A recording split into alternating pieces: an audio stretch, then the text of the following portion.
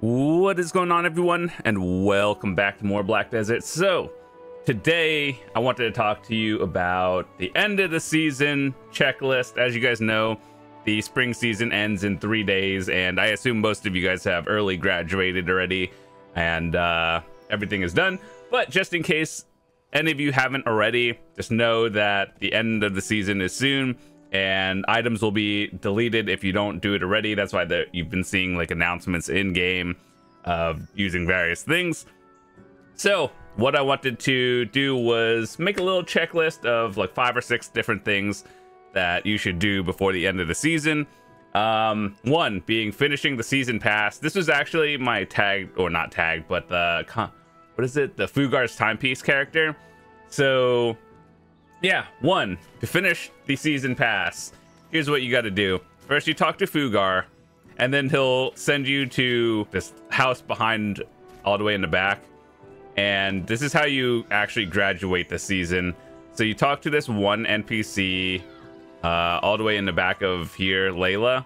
And why they're out in the middle of nowhere, who knows? But anyway, you talk to that person, and then you talk to Fugar again. And basically that starts the quest to finish up the season, wrap everything up, and then you do that. So the next thing we have is use any expiring items. So for example, one being like the Rift's Echo and the box of them. Yeah, just make sure to use it up before you graduate. You might get some extra rewards and materials to get your stuff to pen, do your final push of enhancing.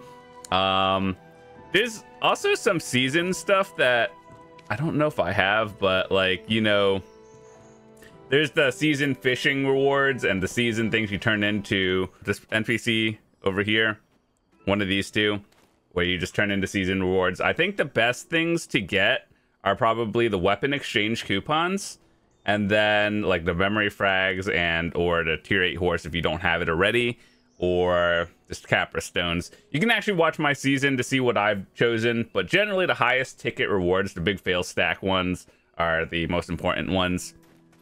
So make sure to use up any items that are expiring within the next like maintenance 3 days from now, May 10th.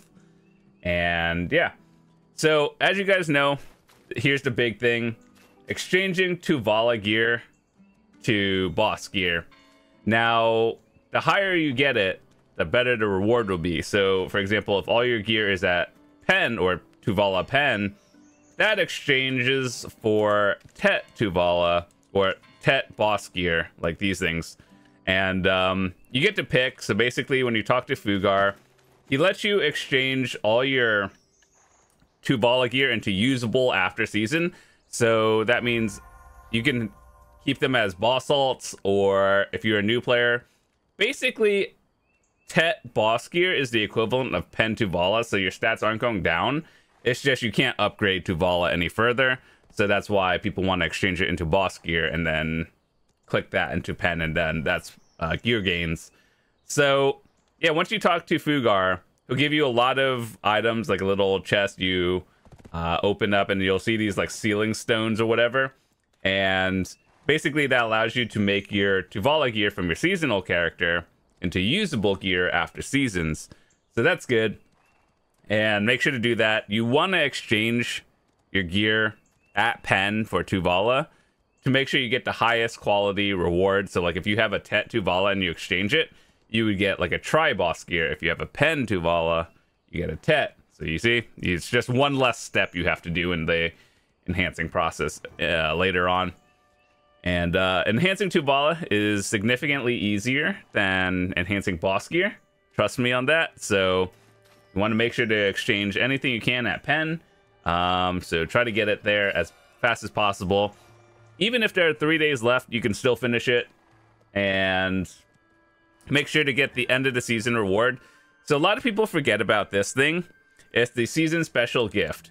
And so I've been playing season for oh, it's actually been 11 seasons already. Jesus, it's a lot of time, actually.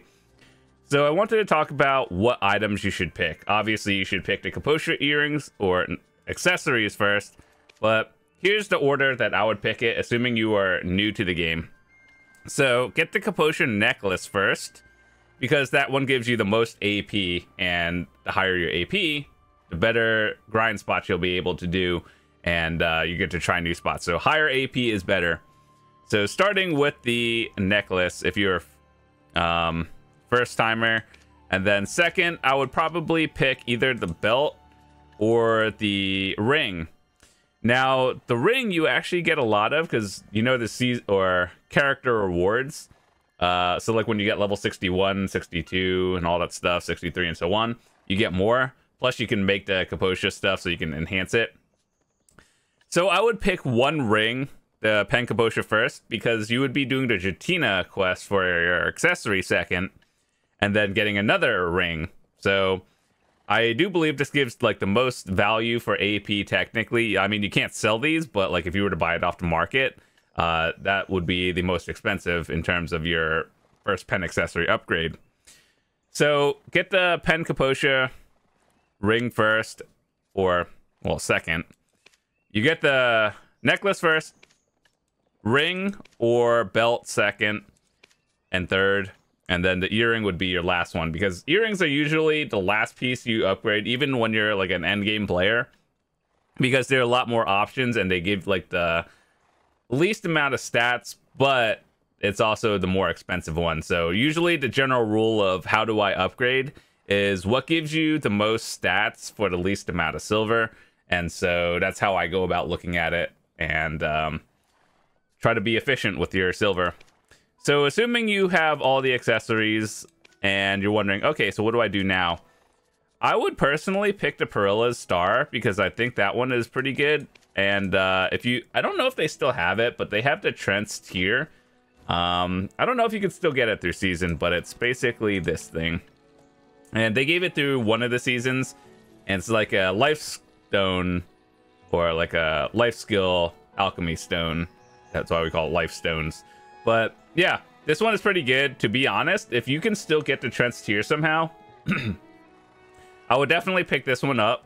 I personally actually use this more than the Consart. And the Consart, I just leave it on for the 25 mastery. But when I'm actually life skilling, I personally use the life skill XP or the life XP plus 30% a lot more than I use a 10 billion silver stone. So it's kind of interesting. And yeah, so get your end of the season rewards. Those are my opinions. Get the most AP for the least amount of silver, followed by the Perilla's Star. And I think all of these are just 100 stacks, which who cares? After that, what you're going to want to do is make sure to timepiece a character. I don't think you can graduate without using it anyway, so that's good. So like, I'm glad it forces you to do it. So what I did was I started the spring season on my warrior, and then I timepieced my Hasashin, and basically what it does is it transfers your gear, or not your gear, but like it transfers your stats over. So like your level, your skill points and everything. You still have to do the awakening and succession quest lines again, but that's no big deal. So like if you're graduating at level 61 with 1200 skill points, it should be the exact same to your new timepiece character. So make sure to do that. It's definitely worth doing, because not only does it allow you to get more family fame, so like if you're timepiecing a level 61 character, the more characters you have, the higher your combat fame is, and the more silver you just get daily by logging in. So that's just more passive income. I know people sometimes forget about it or just don't do it because they're like, oh, I'm only playing one character in this game. And so, yeah, I understand that, like, when you play MMOs, most people just want to have one main and stay on that one. And there's a lot of reasons to have multiple characters in this game. I actually have a video on that. It's like a longer video, so if you want to watch that, by all means. But just to keep it short, there are benefits of having multiple characters made in this game. So I'd recommend doing that one. Pick a character that you think you like, or like a meta character if you only PvP, PvE, do whatever. Right now, or, well, actually since like 2016, Zerkers have been pretty cracked. So if you have no idea what to timepiece and you're just like, you want another recommendation of class, feel free to ask and leave it in the comments. I'll try to get back to you. But just tell me about your playstyle a little bit, and like I'll try to point you in the right direction if you want to play a new class. So like, tell me, do you like assassin type characters? Do you like casters? Do you mostly play tanks and kind of things? Or big DPS? Do you PvE only? PvP? And kind of those things, I'll help you point you in the right direction. So yeah, after that, make sure to use all your seals, get the rewards, everything. And once you graduate, welcome to BDO. You beat the tutorial. If you need help with anything, I'm happy to help people. That's what a lot of my videos are for. Mostly guides and like stuff to help people get better at the game. So whether you're a new player, a returning player, or someone who's just looking to get better at the game, a lot of my videos, that's what they're for. I've been playing BDO for like 7 years, so a lot of the knowledge that I have now is not something I found in videos back in the day, because there were no guides when the game first started, so I had to figure all this out. And so hopefully these things helped you, and if there's a lot of information, which there probably is, that you have no idea on what to do, how to progress and everything, join the Discord. Hit the subscribe button, leave a comment, all those things, and happy to help you guys out. So with that said, thanks so much for watching. I'll see you guys tomorrow, and have a fantastic day. Peace.